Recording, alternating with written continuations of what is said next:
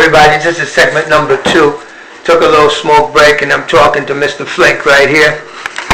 Now, we've talked about this, and this is really about New York City now. We've talked about down south, we talked about the lynchings down there and the do's and don'ts down there. But I want to talk about the do's and don'ts up here. Now we know that the real hangings from down south are now done in a political way up here, and now I'm understanding what you mean by politics. Politics takes me a little time to get it because English is my third language, and I have to do about 5 of those. Yes. Now, it was a political lynching that happened to me, and that's in comparison to the real hangings down there. So they strip me of everything that I owned. They strip you of your dignity. They make you out to be crazy. They tell all your friends to get away from you. Talk bad about you. Because you're bad influence to the race. Right, okay, I'm bad influence to the race. That's not being a bunch of good niggas keeping their fucking mouth shut, staying good down and fucking under. Well, I ain't that kind of good nigga, and I don't care what political lynching or lynching you want to do, Congressman Gregory W. Meeks, who covered this up. It don't mean nothing to me now. Let's talk about New York. New York, we were talking, you told me you was a history buff. Tell me about New York and the makings of New York. New York was built on the Roman Empire of what is Caesar's is Caesar's.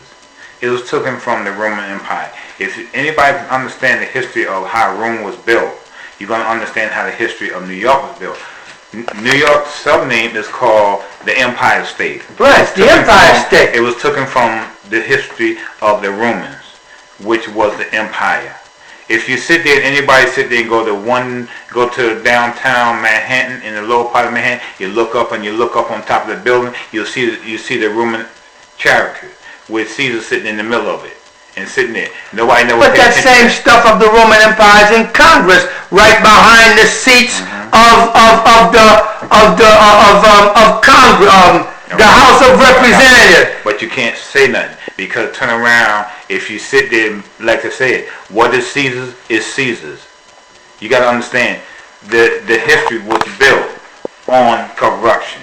You can't change corruption. If you try to change corruption, then you're going to be changed. You're going to be off the leap. That's what they did to me. Okay, so you cannot change that. History is going to always be history.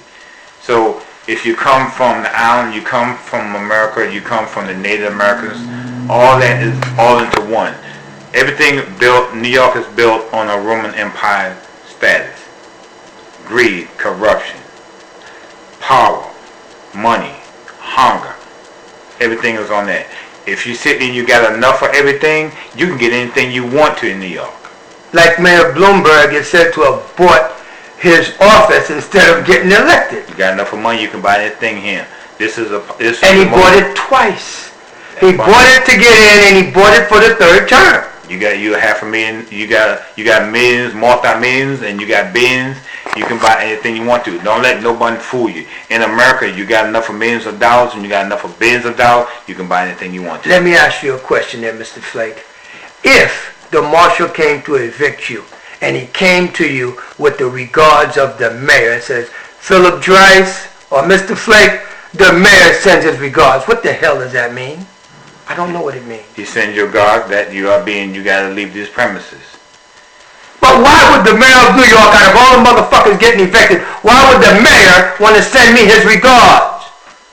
Well, he's sending your guard. It's a nice way of saying it in the way he can say, well, get the F out. In other words, he lynched my ass, and he wanted me to know that he did it. Yes.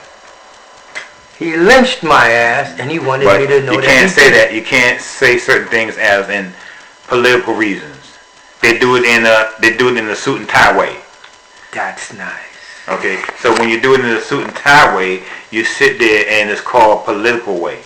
It's a political lynching for the 21st century is what I've been saying for the longest, and right now I've got validation, damn it. But you take the South don't care about how you feel. The South gonna sit there and be the South. Gonna be the South always. Now, let me ask you another question. What if downstairs, I showed you in them boxes, I got the papers that takes the mayor and every black politician to court and all his agencies. What do you think's going to happen when I serve them people them fucking papers and them videotapes? I can tell you don't do it because New York is built on the politics and everything have repercussions. You mean to tell me if I serve them people the papers to go to court and me by myself show up for court and there's 17 other lawyers against me representing 23 people, you mean to tell me I may not be there to see that? To be that day? You will be there, but then you, at the same time, you better have a good lawyer, the best lawyer firm that's sticking beside you. I ain't got no lawyer but me. I got a little legal education. Well, this is New York. New York is built on greed. In order to sit there and try to fight on your thing by yourself, don't work. You got to also sit there. You got to have legal representation, and you got to have a good legal reputation kind of stick beside you.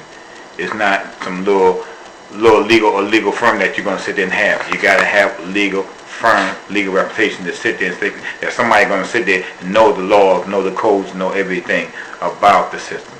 Because if you, me or you sit there and go into the system, you're not going to know the system, and you will sit there and you will get screwed. Otherwise, they're going to tell you, drop it. Well, then guess what I'm going to do. That 80-page legal brief I wrote, it is not perfect. But since I didn't serve it yet, I can perfect it and amend it and serve it back and serve their asses for Valentine. Because I got a movie coming on TV that's called the Black Valentine's Day fucking Massacre. I ain't in no hurry. I got 110 days before I gotta serve them, or I can buy another index number for $210. And I'll say this, best wishes, because turn around, you're going to find a lot of stumbling blocks. You will find a lot of stumbling blocks, hurdles, stumbling blocks. I've been going through all that. I've been doing this shit for 7 years. If you want to go through it, go through it. I've been going through it for 7 years, and I'm writing a book about it that's coming out. You're once in a million. So I'm 1 in a million. Yes. Damn. Once in a million, because not everybody's going to do it. Because they're not going to sit there. They took every fucking thing from me, Flake. They're not going to do it. They took every fucking thing from me. And that's the nice way of telling you, shut the hell up. Oh yeah? Well, I'm related to 3 former presidents of my country, and I come from a country where we cut the fucking slavers' heads off and burn the fucking house down because I would rather die than eat that shit.